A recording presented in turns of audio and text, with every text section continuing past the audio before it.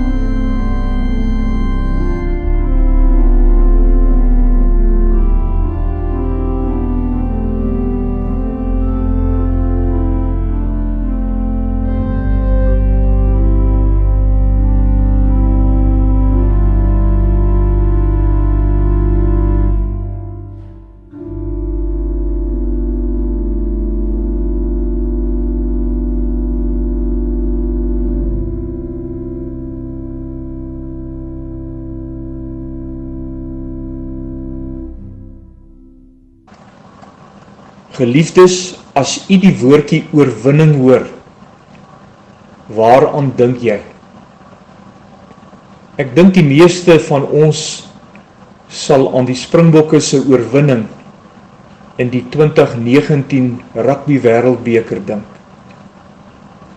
Ons onthou die vreugde, mense wat mekaar omhels, trane van vreugde wat gevloei het, en politieke partye wat die geleentheid gebruik het om hulle agendas te versterk. Partytjies en feesvieringe tot laat in die aand. Mense wat mekaar vertrap het op die lughawe om hulle rugbyhelde terug te ontvang en die gesogte trofee te sien. Oorwinningstogte op 'n bus se dak deur verskeie strede en dorpe. Dit is 'n oorwinning op die wêreldse sportvelde. En ons sal jare hierna nog steeds in detail oor hierdie gebeure, hierdie oorwinning praat. Maar dit het geen ewigheidswaarde nie. 'n Verganklike oorwinning met 'n verganklike trofee en verganklike medaljes. Vandag is opstandingssondag. As jy die woordjie opstandingssondag hoor, waarin dink jy? Ja, dit vertel van die belangrikste oorwinning wat in hierdie wêreld behaal is. Jesus wat die dood oorwin het. En ek en jy kan elke Sondag die oorwinning smaak.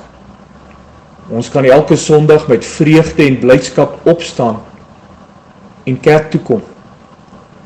Daarom beteken Sondag oorwinning. Dis elke Sondag moet ons triomf, oorwinning, vreugde, sekerheid en hoop in ons lewe ervaar. God wat alles nuut kom maak het en steeds in 2020 alles nuut maak, het vir jou opgestaan uit die dood. Dit het ewigheidswaarde. Dit mag nooit vergeet word nie. Ons kan daarom 1 Korintiërs 15 die opstandingshoofstuk noem. In die hoofstuk weerlê Paulus almal wat Jesus se opstanding bevraagteken. Besing hy die lof van die lewende Jesus en vind hy sekerheid vir sy lewensomstandighede in die oorwinning wat vir God se kinders bedoel is. Vra die rugby-ondersteuners oor die Springbokke se wêreldtriomftog uit en in detail sal die statistieke, feite, waarde van elke speler oorgesels kan word. Kan ons dieselfde doen oor die grootste triomf van alle tye, Jesus se opstanding. Kom ons praat vandag eerder oor die waarde van Jesus se opstanding, want dit het ewigheidswaarde. Dit het alles kom verander en kan nou en môre en oormôre steeds alles in jou lewe verander. Daarom is daar 4 besondere sekerhede wat Jesus se opstanding vir ons gebring het. Kom ons gaan kyk daarna. Eerste sekerheid, 1 Korintiërs 15 vers 14a. As Jesus nie opgewek is nie, dan is ons prediking te vergeefs. Die opstanding van Christus is 'n onmisbare fondamentsteen van die evangelie. Dat die hele boodskap sou platval as dit uit die prediking weggeneem sou word. Dit is asof Paulus wil sê, as dit werklik so is dat Christus nie opgestaan het nie, moet ek en jy liewer swyg. Dan moet ek my verkondiging staak en my apostolaatsopdrag afstel. Dan het ek geen boodskap meer om uit te dra nie. As Christus nie opgewek is nie, kan ons maar ons teologiese inrigting sluit, ons kerke verkoop en ons sendingwerk mee ophou. Want dan is ons prediking te vergeefs. Maar nou sê Paulus, Christus is opgewek, hy het opgestaan, hy het oorwin en hy leef. Daarom het ons 'n boodskap om te verkondig. Daarom is die gepredikte woord elke Sondag nooit te vergeefs nie. Ons opgestane Heiland het self die opdrag gegee. Gaan na die hele wêreld toe en verkondig die goeie nuus aan die ganse mensdom. En die uitdra van hierdie boodskap moet ons volhard. Dit is 'n boodskap van hoop en van lewe. Die evangelie is 'n krag van God tot redding vir elkeen wat glo. Is jou plek dalk leeg, daar waar die woord Sondag gepreek word? Die tweede sekerheid is 1 Korintiërs 15 vers 14b. As Christus nie opgewek is nie, dan is ons geloof te vergeefs. Geloof groei mos uit die gepredikte woord. As daar geen opstanding uit die dood is nie, het ons te vergeefs geglo. Dan is ons geloof van sy inhoud en waarde beroof. Dan kan elke mens maar glo wat hy wil, doen wat hy wil, dink wat hy wil en loof soos hy wil. Dan het dit geen sin meer om aan die Bybelse inhoud vas te hou nie. Maar nou skryf Paulus, Christus het opgestaan. Dit is vas en waar, dit is 'n feit. Dit is bewys. 'n leë graf, klip wat weggerol is, doeke wat alleen daar lê. Verder het die verreëse Christus persoonlik verskyn aan Sefas, aan die 12, aan oor die 500 broers, aan Jakobus, aan al die apostels. En sê Paulus ook, laaste van almal ook aan hom, die ontydig geborene. Het die opgestane Jesus al sy plek in jou lewe ingeneem. Kom ons luister nou na Gesang 417 en u wat wil kan hartlik saam sing.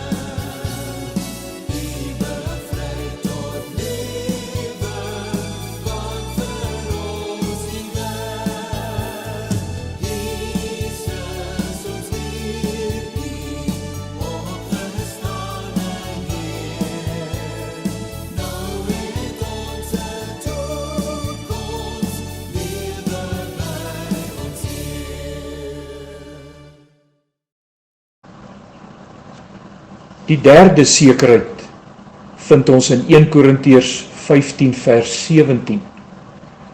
As Christus nie opgewek is nie, dan sterf ons in ons sondes. Daarom verkondig Paulus baie duidelik dan, is Jesus se verlossingswerk onvoltooid. Dan is Christus nog altyd in die graf.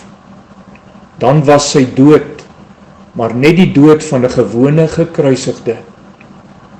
Dan is hy nie die middelaar nie, maar bloot 'n martelaar. En as dit waar sou wees, vasgevang vir ewig in ons sonde, vir ewig verlore, vir ewig sonder hoop, vir ewig sonder God. Dan leef ons in ons sondes en sal ons in ons sondes sterf. Maar nou het Christus opgestaan en sy middelaarswerk is volkome en volledig afgehandel. Die versoenende offer wat hy gebring het, was volmaak en genoeg vir ons. Hy het die graf en die dood oorwin en hy het ons met God versoen. Daarom kan ons as verlostes en vrygespreektes vandag juig en bly lewe. Die bloed van Jesus Christus reinig ons van alle sonde en verkeerdhede. Op grond van sy verdienste was God bereid om ons sondes te vergewe en doen God dit elke dag van ons lewe. Hoe lyk jou lewe vandag voor God? En hoe gaan jy voor God vir die res van jou lewe leef?